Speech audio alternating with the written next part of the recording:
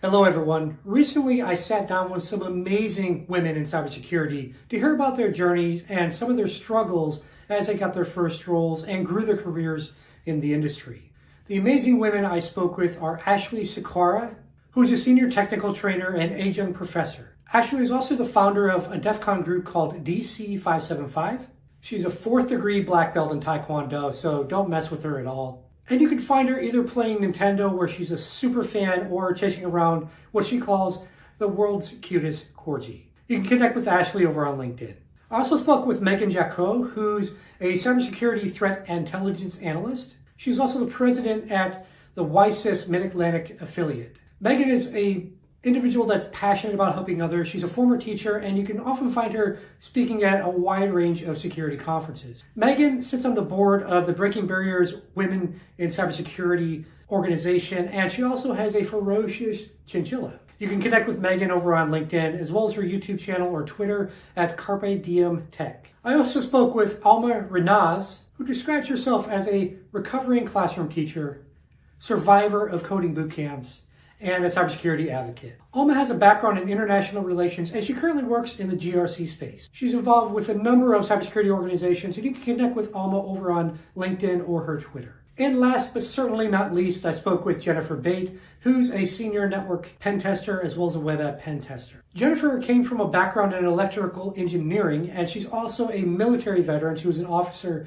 in the Air Force. So thank you, Jennifer, for your service. Jennifer holds a number of certifications, especially from SANS, and she came into cybersecurity from what she likes to call Mission Impossible, or what other people call just raising your kids. Jennifer works with a number of organizations and volunteers, especially to help veterans. She's also an avid runner and hiker, and you can connect with her over on LinkedIn. So without further ado, let's jump right in and listen to all of the wisdom that these women are sharing with you. Military to martial arts to now a trainer. So what got you interested in a cybersecurity career to begin with? I've always been kind of a tech nerd. I think when I first came out of high school, at the time, the only options were computer science or IT. And, there wasn't like a cybersecurity focus per se. So I kind of bounced around, I did like regular IT work, did a little bit of desktop support, and the Army actually paid for my Security Plus cert. And that kind of like, kicked off the idea like, oh, this is like the most interesting thing ever. We had done Cisco stuff and I could do it, but it didn't speak to me like security did. And so around 2014, 2015, I pretty much decided everything that I will do will be to move me towards something related to security and eventually cybersecurity. So end of 2017, I went to a veterans training with Palo Alto Networks. And that's actually what got me into like a real cybersecurity job. I was working in a SOC. It was a contract position. It was okay. It was definitely the work I wanted to do, but the company culture and values didn't match what I wanted. And, I get to Palo Alto Networks and they took a chance on me and they had me start as a trainer. I did some professional services after that. So really learned the NetSec piece, really started to understand where cybersecurity plays a role in solving business problems. From there, moved into sales just to like say, oh, what's cybersecurity sales like? And I was pretty successful. We were still having those SecOps conversations, but the money was better. And then I decided to come back to actually doing technical training again, but this time I specialize in security operations. And so now I'm able to have those conversations both with our internal and our partners to help them better understand the needs of our customers and really where the SecOps space is going. And so, at 33, I never thought I'd be, representing, such a big company and, thriving in cyber. But I think with my personality and like, especially when I was growing up, I was definitely like a weird kid, like obsessed with the internet. So the fact that here I am and I made a job out of it, like I can pay my bills being obsessed with what happens on the internet. I never thought that was possible, but that's, I'll never go back. Like you can't get rid of me from cybersecurity. It would take a lot for me to leave. So yeah, that's how I got into it. Nice. So Jen, you came Air Force, military officer, you did the parenting thing, and now you do pen testing. So that's kind of an interesting transition. So what got you first interested in cybersecurity? Yeah, tell me about yourself takes longer than it used to, but I do need to tell the whole story because it is just such an accident that I'm even sitting here right now. Like you said, I'm a pen tester, I work for Deloitte. Cybersecurity is my second career, third if you count being a mom. And my first career, I have a double E degree from Michigan. And my mom was a calculus teacher, my dad was an engineer. So what else are you going to do, right? It just seemed really normal. I was looking for adventure after I got my degree and I got my commission in the Air Force and worked in another field, another technical field, and served for about 6 years before getting married to another Air Force person. And we began to navigate that dual career family thing. We were not living where we wanted to live, and we both got out. You quit your job, right? You quit your job when you leave the military. So he got the job in San Diego. We moved out here. He's software engineer, and my transition didn't go that well. I said, I need a different career, but I don't know what. And so it was a very easy decision after a couple of years to opt out of that and go and be a full-time parent to our 3 sons. But the quandary of a technical female was year 5 goes by, year 10 goes by, year 15 goes by. What are we going to do about mom, right? And I was standing in the middle school library because I was the chronic volunteer of these 3 kids, and just completely sold out to that and thinking, what are we going to do? And my friend said, do you maybe want to be a teacher? You good with kids, you maybe want to be a teacher. And I said, there's only one problem. I don't really like kids. I like my kids. I like my kids. I don't like yours. Just put another way. Not all day. And the librarian said, gee, the network is really slow today. The LAN was just here. And I said, what? And the LAN in this case is a person. And I said, well, what did they do? And I didn't think anybody would hire me as an engineer anymore. And I'm not wrong. You talk to all my female friends who are former engineers. If you've had a career break, they don't like that. The engineering career field does not like that. They look at you like you got 3 heads and you're not hireable. It's almost like not having a degree at all. And they're the smartest ones. So I didn't think anybody would hire me as an engineer. I'm going to go get my A+ certification. I'm going to repair computers for the school district. That's going to be my job. It'll be fun. It'll pay $20 an hour, not 10. It's going to be fine. And so I went home and signed up for the online class at my community college for A+ because I did not have the courage to go in a classroom and be in person with all those people. And it had been 15 years at that point or close to it. And when I got to the end of the A+ class, my husband the whole time kept saying, you're thinking too small. You're so smart. You're so much smarter than me. You're thinking too small. And I'm like, shut up. What do you know about me? You don't know anything. And my husband is the captain of my cheerleading squad. So he's like, so I got to the end of the A+ class and they had networking theory. And I said, what is that? I know that. I know ones and zeros. I know that. They hammer it into our heads as double E's. So, and the guy goes, you can make more money if you get your Net Plus. And so I just kind of kept going. It was just like potato chips. I just kept going. And I took the security class as a filler. I'm pretty sure I said, I'm not going to work in cybersecurity, but I guess it's kind of important. And so I'll take it as a filler because I was waiting for the Cisco classes to start. And so I walk in and the guy goes, yeah, this class is kind of dry. It's Security Plus. We're going to do a capture the flag. And I'm like, I can't do it. I don't know what I'm doing. I'm not here. This is just a filler. I don't know what I'm doing. And he's like, that's fine. It's fine. It's a game. And long story short, I fell straight down the rabbit hole. I fell down like I was made of lead. And I'm like, this is a job. This is a job that pays money. Like that can be used as legal tender in the United States. Like you're, Ashley. So yeah, and I've been falling ever since. So yeah, I ended up getting my first job after getting a bunch of certifications. And like I said, I'm a pen tester, which is the closest thing you can get to a capture the flag. So, and I was born for this. It's just so, I just love it. I just love it. I'm so excited to be here. That's fantastic.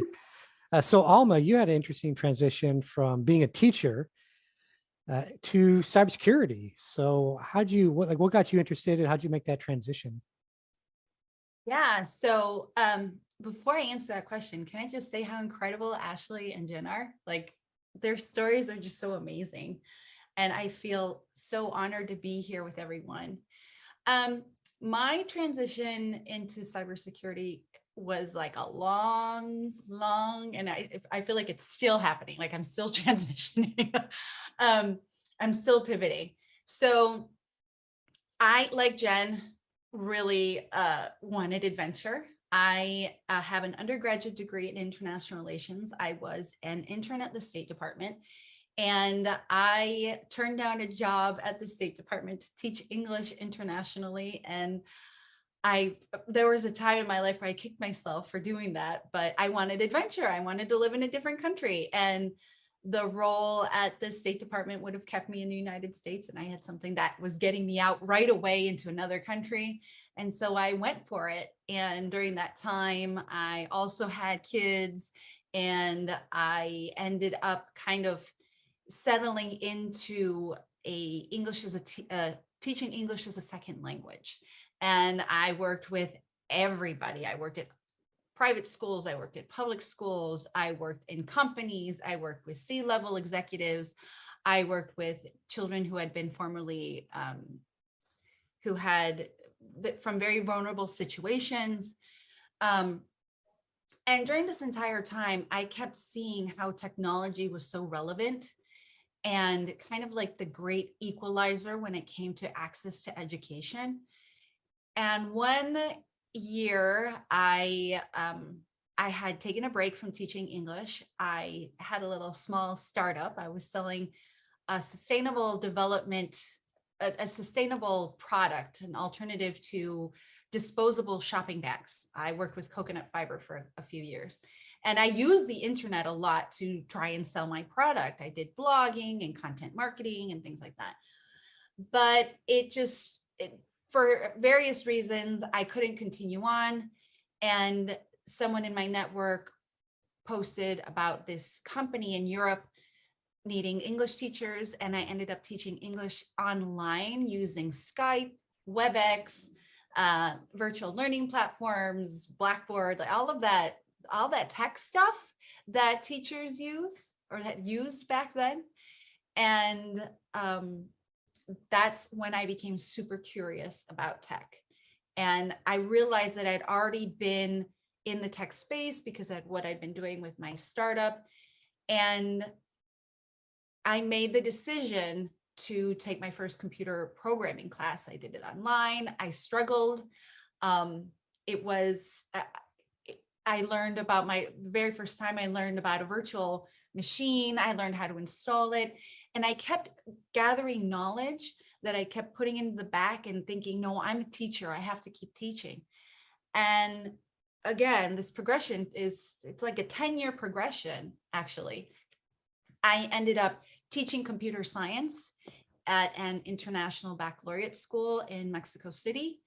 And that's when I realized, like, I've been wanting to do this. I've been wanting to get more into tech forever.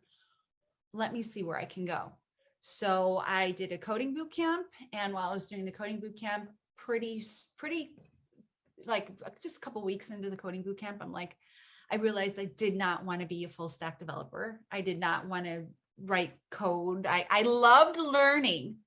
I loved the exercises. I loved learning. I loved working with the command line interface, but I did not want to build software. So someone on LinkedIn said, you have a background in teaching, you should look into cybersecurity. And I said, what the heck is that?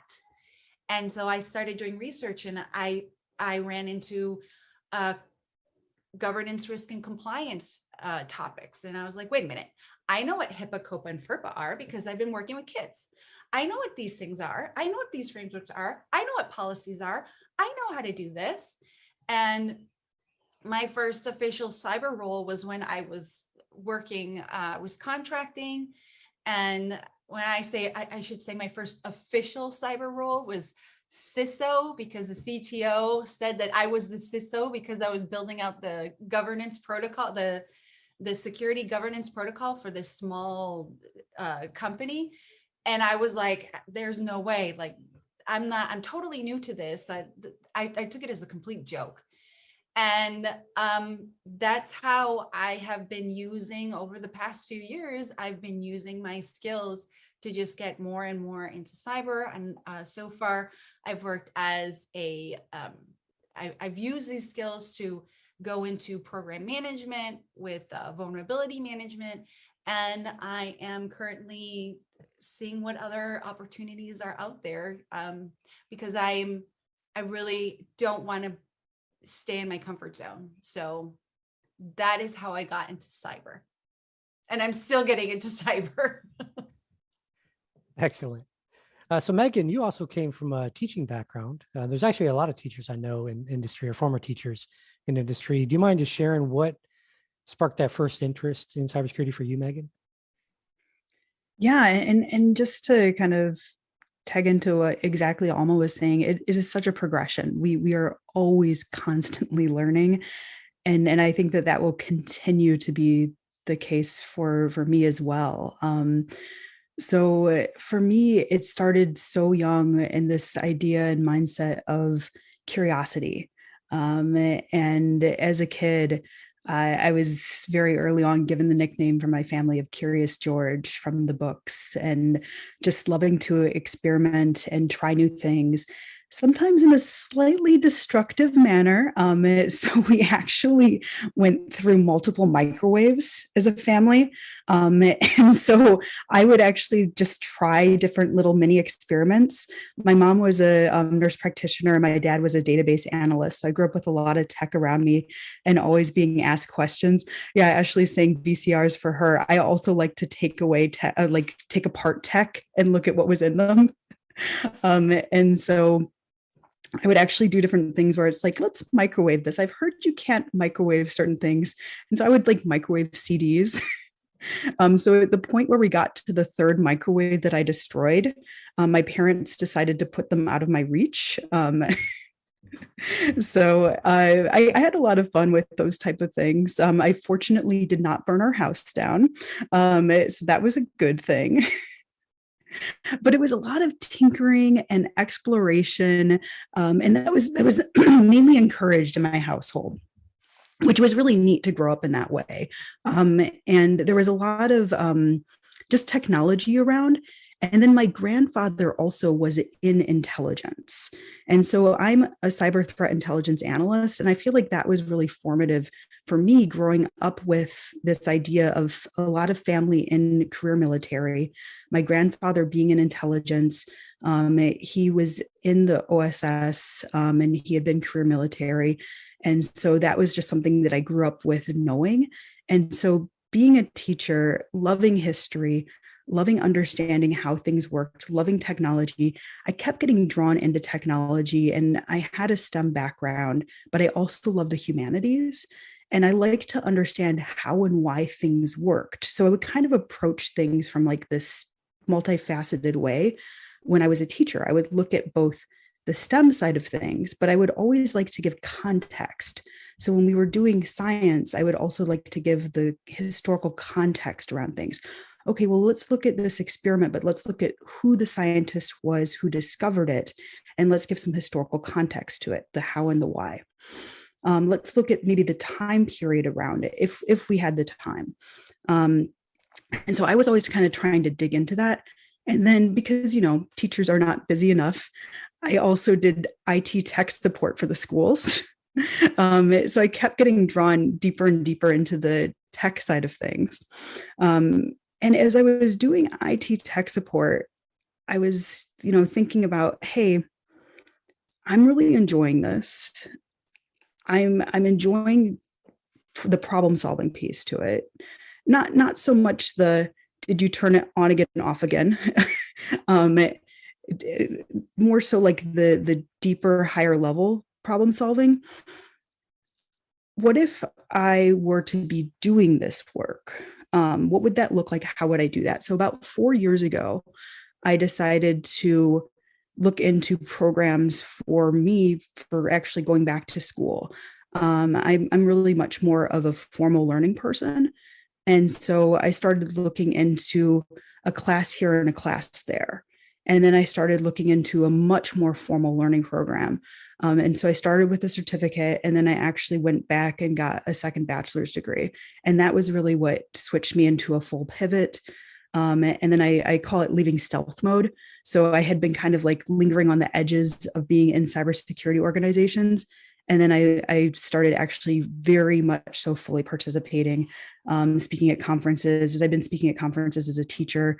And I started, doing things like we all work together as a panel at Women in Cybersecurity.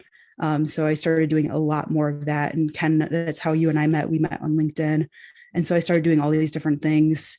And I've absolutely loved that, because that's what it's all about. It's about not just being on the sidelines in the community. It's about being participatory in the community, because there's so much knowledge to be gained. So as I was doing this pivot, I switched from being in the sidelines to being an active participant, but it all came from curiosity in my past, and also from my family history as well too. Excellent. So anyone out there trying to do bad things, just know Megan can get all the intel on you. So watch out. Excellent. So actually, I wanted to go back to you as you kind of think about your cybersecurity career journey. Were there any struggles you had as, you know, when you were trying to get to that first job and even moving into where you are now? Any struggles that you faced? Yeah, so I was actually like couch surfing and sleeping in like closets and stuff before I actually got my first job in cyber. Living in California was tough, especially like if you're in your early 20s, just trying to get started, you know, trying to find your footing. And if you don't have your act together, like it could be really bad. So trying to couple the fact that the economy crashed while I was in school the first time, leveraging the fact that I only had a couple of certifications, really only had an associate's degree, there were definitely some challenges. And then, of course, being a woman in tech and being a woman of color in tech, you know, I'd go to interviews, knock it out of the park, and they're like, oh, well, you know a lot, but, you just don't have enough operational experience, is what I'd always hear. But we're all struggling to find people. So no one was willing to take that chance on me or invest in me. Until I got to Palo. And even the position I worked before I got to Palo Alto, there's a lot of like bait and switch going on, I think, in the industry at that time, because we got hired as contractors and they told all of us, hey, there's 12 of you, we'll convert all of you to full time. And then about a year goes by and they're like, actually, we have one position for tier 1 and one position for tier 2. Good luck. And it got really cutthroat. And what's really like crazy, and looking back on it, things would happen that obviously should not have been happening in an organization. And I never got the benefit of the doubt, being one of the only women there. So, we'd look at our tickets or something like that, and things were obviously changed, but it never was who changed your ticket. It was, why did you make the mistake? So trying to build that credibility was really hard in the beginning. I can definitely say once I got to Palo Alto, that kind of changed the perspective, because when you have those heavy hitters on your resumes, they like to call them, your credibility goes through the roof. But Palo Alto really did invest in me. And that's what kind of made the difference, is that there are orgs out there, especially now, that want to do the right thing, that want to bring in more women of color. And I think that's great. It's just such a difference from even like 5-6 years ago, when that was not the case at all. Very often I'd be the smartest person in the room and no one would listen to me until I told my, white guy friend to say the same thing. And then all of a sudden it's the best idea they've ever heard. And so just kind of combating that was really tough in the beginning. But now I'm definitely of that mindset, like, hey, if you're not going to listen to me, I'm just going to sit back and see what happens. But I know what I'm talking about.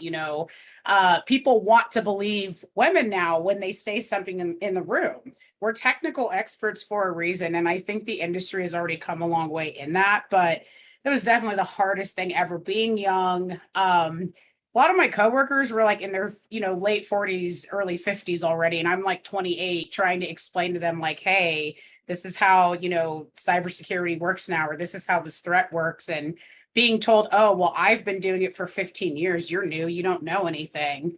That still happens. But that was probably the biggest challenge for me, was just trying to find my voice and really understand that I do know what I'm talking about. I am the subject matter expert in this regard. And again, the industry as a whole is still combating that. And so I think there's still some room for improvement, but doing stuff like this, I think, is a big part of it. Getting out awareness, creating visibility for all of us. I think it's really powerful. Excellent. Thank you, Ashley. So Jen, same question posed to you as you kind of went through your journey there. Any challenges, any struggles that you've gone through? Yeah, so many. I mean, I'll pick a couple. One of which was that my resume sucked. You know, I had all these certifications. I got a SANS scholarship that's designed to increase the presence of women in the industry, and I just had no practical work experience. I had no any kind of work experience that belonged on a traditional resume. You know, they say don't put anything that's more than 10 years old. Like all of my work experience was more than 10 years old. So, I mean, it was formatted, it was pretty, but I just had no substance. I had no job on there, and I had lots of potential, but that resume is never going to make it through any kind of filtering.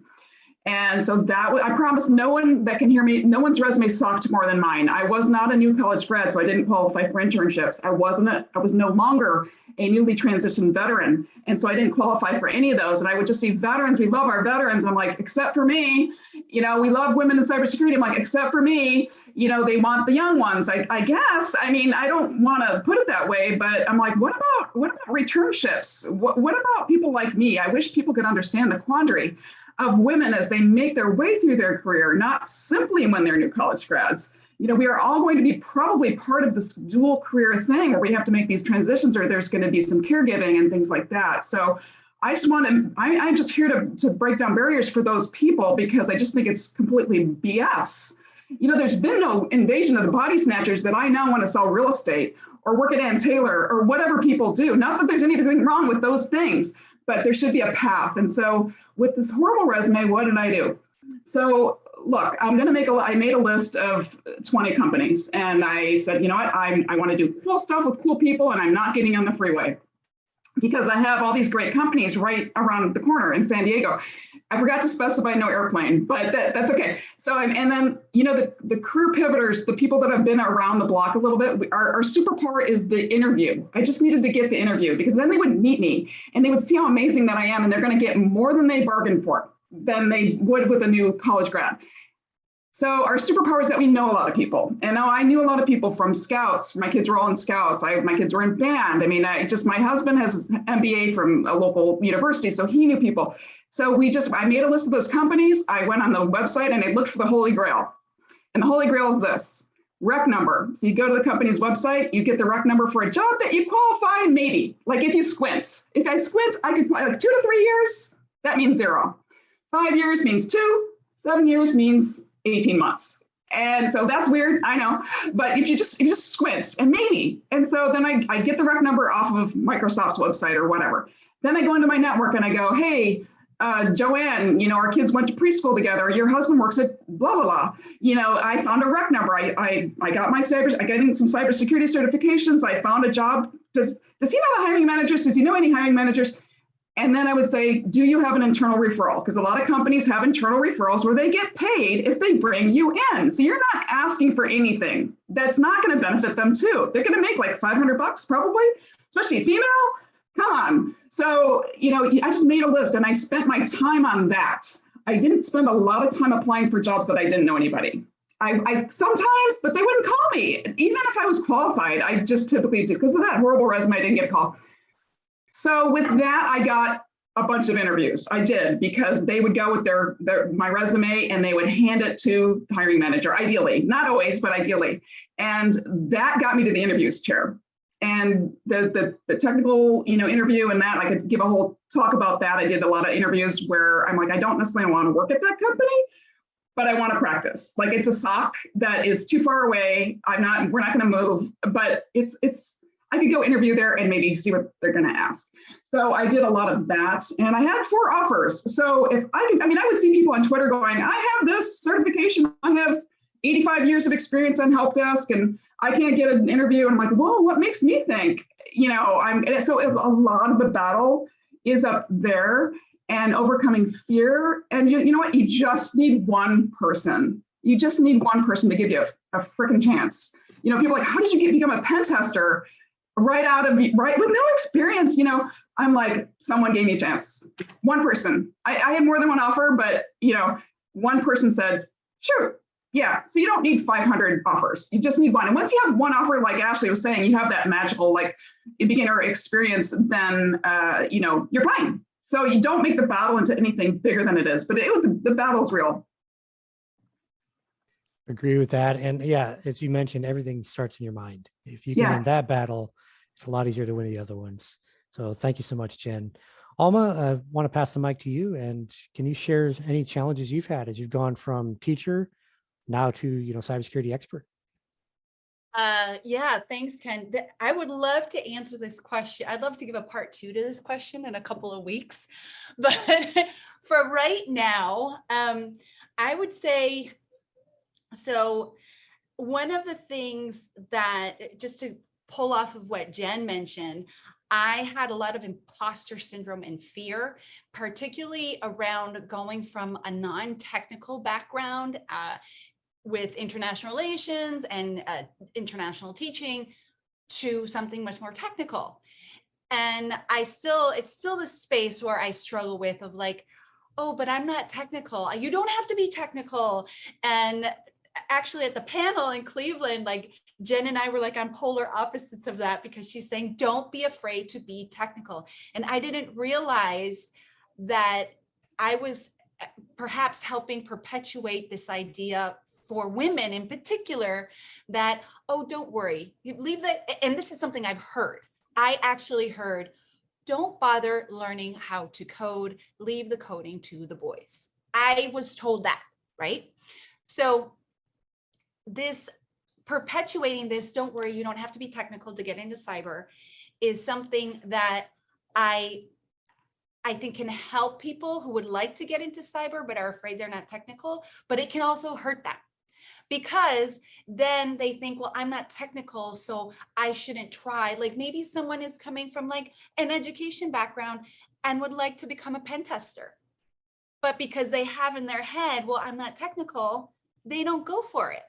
And this is one of the things that you can learn. You can learn to be a pen tester. You can get the training. You can do those things. It's completely possible.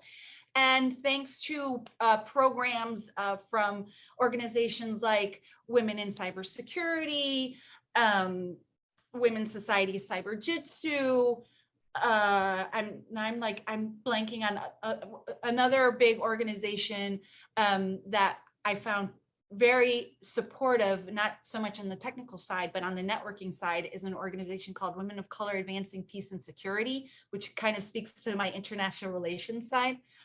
But finding these organizations have helped me with these struggles to overcome these different, to overcome the struggles to getting into the field and into the industry. And I just have to say that within the ups and downs and all these struggles, what I have found to be one of the most valuable things is my network. Knowing that I have amazing people like Ashley, Jen, and Megan, and now you can, in my network has been the saving grace of dealing with these struggles. Like that has been my life vest, and just having someone like Jen remind me, hey, it's okay to be technical. Don't fear your technical side. I just really appreciate that, because I am a lifelong learner. I love to learn about technology. I love, a couple of weeks ago with someone else in my network, we did an OSINT CTF. I loved it. I'd never done it before. I would do one every weekend if I could, because I loved it so much. I've done CTFs in the past, and I didn't know anything, and knowing that I could go on to the next level was so encouraging. But even then, I realize now that in order to continue to face those challenges where I might feel like the imposter and how can I do this technical thing, I need my network. I need those folks so I can call up. For example, I don't work in pen testing. I need to have my network of pen testers to call up and say, hey, talk to me about what SIEMs or SIMs, or however we say that acronym. What can you tell me about them? Which ones do you like? Why do you use them? I had a call with a friend of mine who owns his own pen testing company, and he gave me all this really interesting, useful information that even though I'm not going to be in pen testing because I work in cybersecurity, I'm going to be working with pen testers. So I get to pick his brain for that information. So to close that out, the struggles continue. The struggles are real.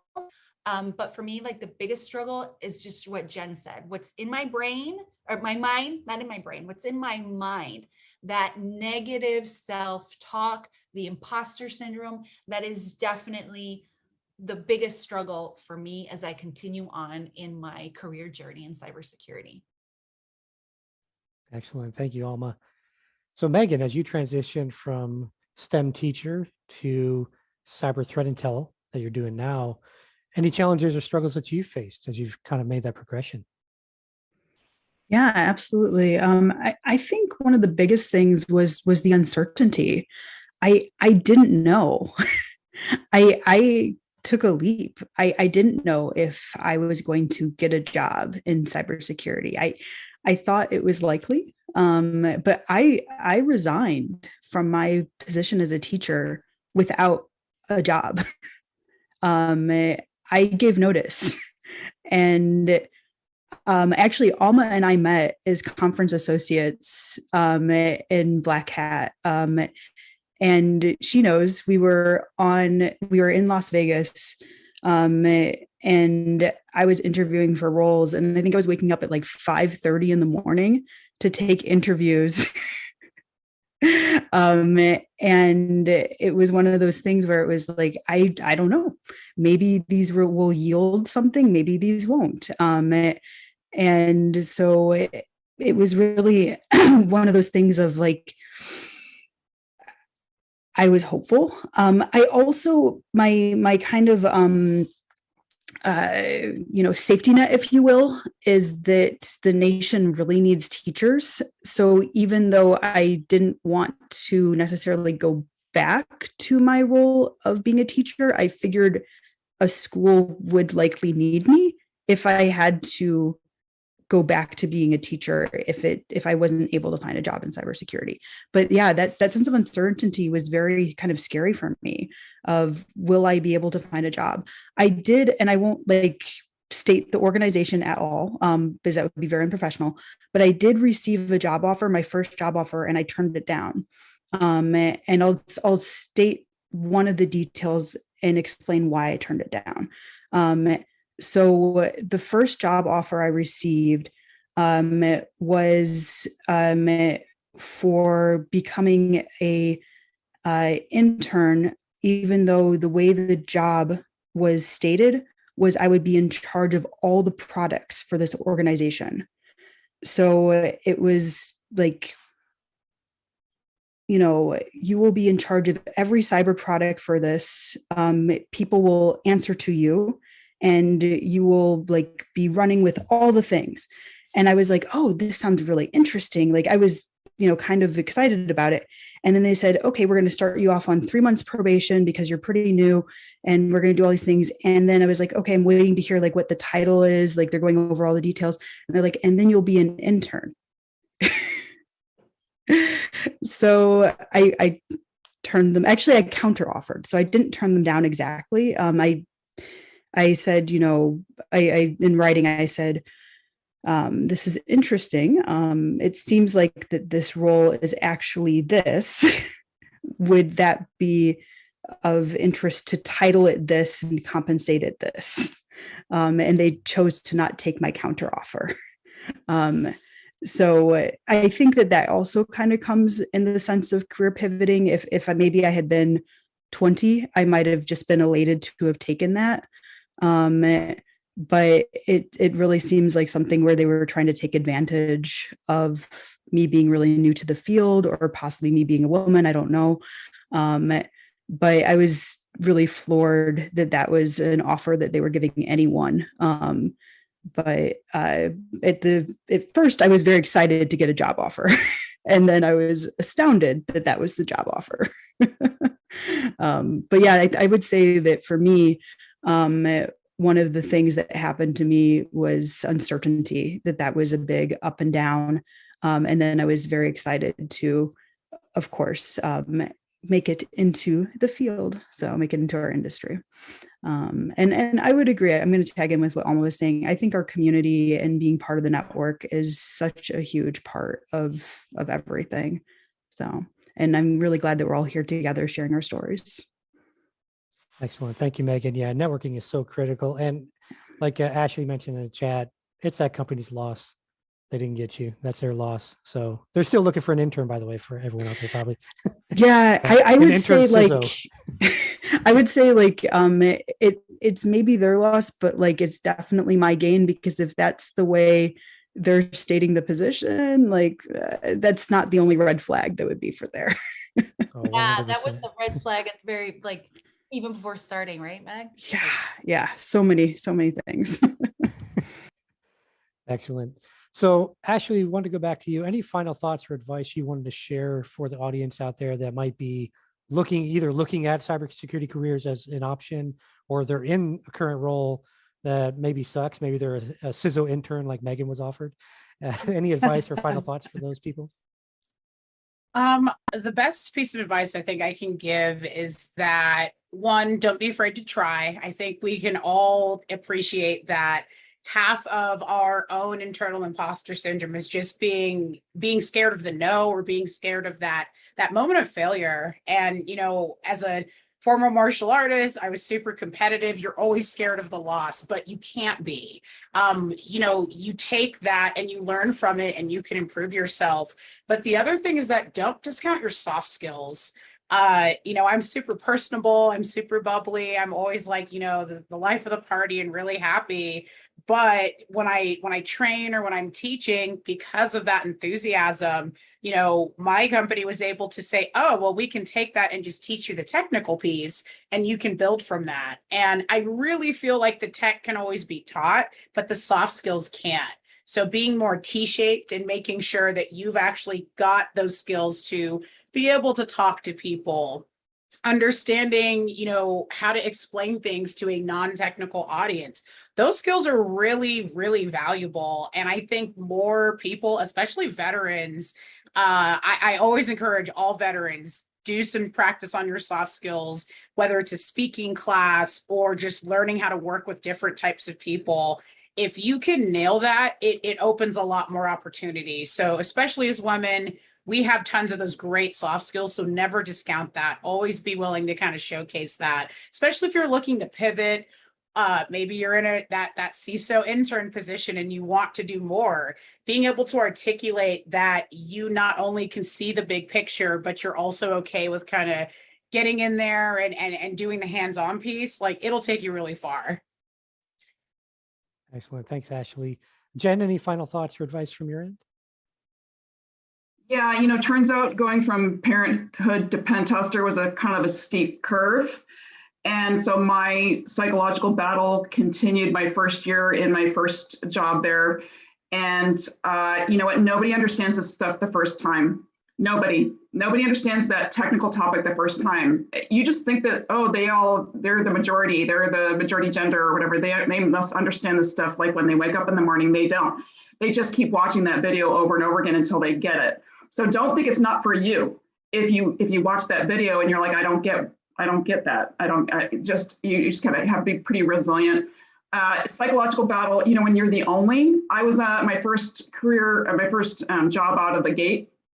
It was at a really nice company, 2 different teams, real nice guys. Everybody's really nice. It wasn't about them not being nice or brotherly or whatever, but I was in 2 different teams where I was the only female. And I got this from another minority group I watched their seminar on, and they said, they're not better than you. I wrote, they're not better than you on a sticky note, and I put it on my monitor. And I just needed to see that. I know you all think we're made of, bulletproof glass or whatever, but I needed to see that statement. And then one day, after about a year, I got up to go get a glass of water, and my foot hit something on the ground, and it was that sticky note. And I thought, oh, I guess I don't need that sticky note anymore. And so I just want to say that when you're the only, because a lot of us are, only whatever, you have that psychological static, and it has nothing to do with people being nice or welcoming. I just really haven't been. I have a few stories, but nothing really there. It was just, I was just surprised by that. Everybody fails. Everybody fails. At the end of a string of failures is success. So, the problem with job hunting is that the success comes at the very end of the journey. There's not a lot of, props along the way. You just need that psychological support. You need your posse. You need a group of people that will say, you can do it. You can do it. They'd be lucky to get you. I just think people need to be aware of that, because they tend to think, I'm running into this like resistance, and it must mean it's not for me. And it's just so not, it's just such a lie. It's just such a lie. And yeah, I guess, and I have my stories about lowball offers too. I had a lowball offer once they realized when I got my degree. They asked me at the very last interview, the pay had been confirmed twice, and I killed the technical interview. I killed it. 9 men for an hour. I killed it. And they confirmed that pay. And then the director asked me when I got my degree. And I was so surprised I answered him instead of saying, none of your business. And then the offer changed to like about a 30% drop. And I already had an offer that I took. And I said, thank you very much. Thank you very much, but I will be declining your generous offer. I never want to burn bridges or whatever, but I now make twice what that guy offered me. So you need to know your value and be well networked so that you have options, because options are power. So you want to get multiple offers. Options are power. That's some really great advice, Jen. Alma, anything you'd like to share with the audience? Any final advice? Wow, this has been great advice. So like I'm taking notes right now. I would say final advice, just to reiterate what we said on the panel, if you want to get into cyber, do your research. So what really worked for me was the NICE framework that comes out of NIST. And it's like all color coded, and it's really cool because you can play around with different skills and roles and job descriptions. And I did that for a while, and that helped me realize what part of cyber I wanted to be in. But also don't disregard your other skills. Ashley mentioned soft skills. Jen mentioned your past experience. Don't disregard that. That's also helpful. And one of the things that I have noticed that I have gotten better at doing is when I'm asked a question like, what is your experience with X? I think, well, I don't have that particular experience. And then I go back and I was like, oh no, they're asking me about a time I did this thing, and I have done this thing, and I did it in this situation. So it's getting really good at, I guess, doing the own research on your own experience, documenting it, writing it. This amazing CISO out of the blue gave me a document that it's a document that he created that he's used to get all of his jobs. And there's nothing technical on the document.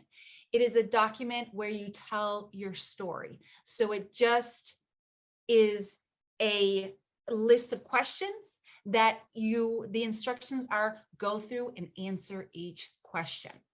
And I have done that, and I continue to do that because my story continues to change. As time goes by, I get new experience, and that document helps me stay fresh when I take an interview. I know how to answer questions.